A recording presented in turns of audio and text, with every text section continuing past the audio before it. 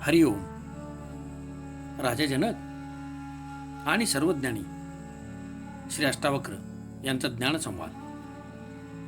अष्टावक्र गीता, अध्याय 2, श्लोक 19.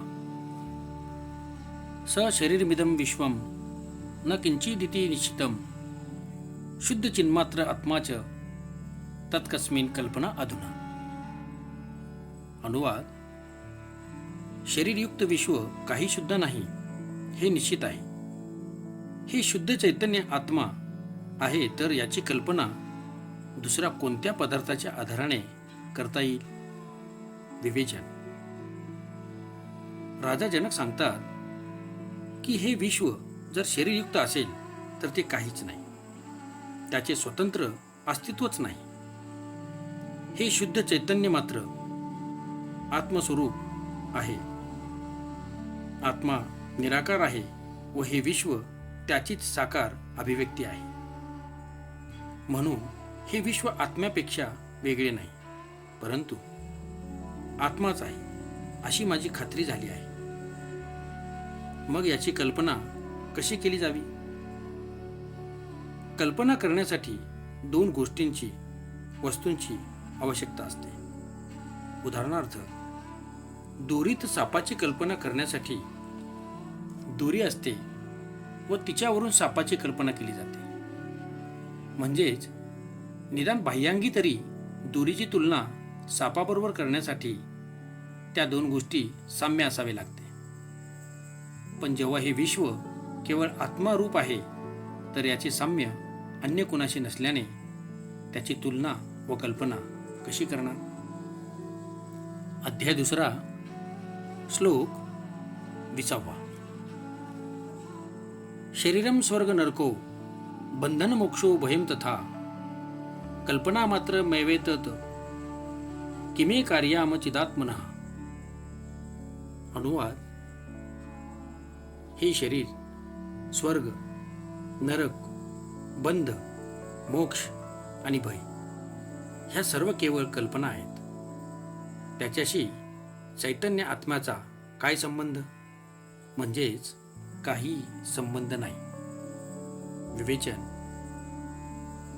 जनक सांगतात की शरीर, स्वर्ग, नरक, बंधन, मोक्ष व भय ह्या काल्पनिक गोष्टी आहेत. अज्ञानी माणसाकरिता त्या सत्य आहेत व त्याचा त्या बाबींशी संबंध आहे.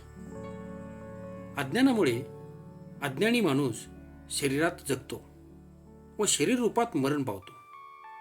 अहंकारामुळे तो कर्ता असतो व भोगता सुद्धा असतो. तो आपल्या कर्माची फळ भोगतो आहे.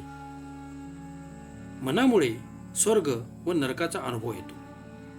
अज्ञानी बंधनात सुद्धा असल्याने त्याला पुन्हा पुन्हा जन्म घ्यावा लागतो व तो स्वर्ग नरकाच्या कल्पनेने भयभीत आहे. पण ज्याने आत्मस्वरूप प्राप्त केले त्याच्यासाठी या सर्व केवळ कल्पना आहेत व त्याचा ह्या कल्पनांशी काही संबंध नाही.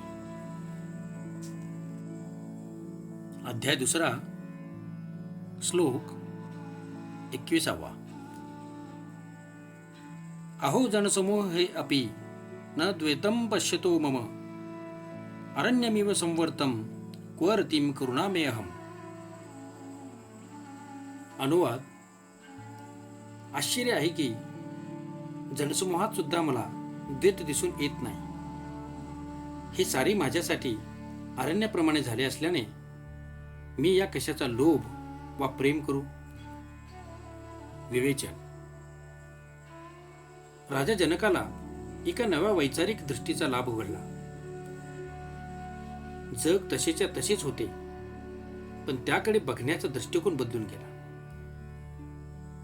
जे जग त्याला कधी सुखकारक तर कधी दुःखदायी वाटत होते, ते आता न सुख देते न दुःख देते. प्रेम व घृणा, आपले परके या सर्व मानसिक अवस्था आहेत. या गोष्टी आत्म्यासाठी केवळ आहेत, पण त्याबद्दल आत्म्याला प्रेम नाही वा घृणा नाही. आत्म्यासाठी कुणी आपले नाहीत व कुणी परके नाहीत. त्याच्यासाठी हा भेद संपुष्टात आला आहे.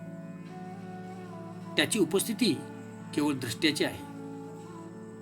पहिल्यांदा राजा जनक स्वर्ग नरक, बंध मोक्ष, भय आणि जग यांना कल्पना म्हणतात.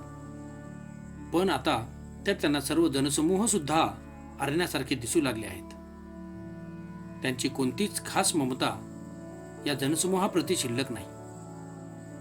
त्याला आता हे द्वैत दिसत नाही की हे वेगवेगळे मनुष्य आहेत व त्यात कोणी मित्र किंवा शत्रू आहेत. सर्वाबद्दलचा व्यक्तिगत भाव नाहीसा झाला. सारा जनसमूह त्यांना आत्म्याचेच एक रूप वाटू लागला व सर्वात एकत्व भाव दिसू लागला. संकुचितपणाच्या साऱ्या मर्यादा निखळून पडल्या. जात, धर्म, भाषा, संप्रदाय, लिंग, राष्ट्रीयता या सर्व कल्पना संपल्या व विश्व बंधुत्वाचा उदय झाला. ज्ञानी माणसाची दृष्टी अशी असते. माणसा माणसात फरक करण्याची, सृष्टीला तुकड्या तुकड्यात बघण्याची दृष्टी नाहीशी झाली. राहिले फक्त एक मात्र आत्म्याचे एकच अस्तित्व. हे परमश्रेष्ठ ज्ञान राजा जनकाला गुरुकृपेमुळे उपलब्ध झाले. असत्याचा त्याग केल्यामुळे राजा जनकाला शाश्वत सत्याची प्राप्ती झाली. ओम शांती शांती शांती.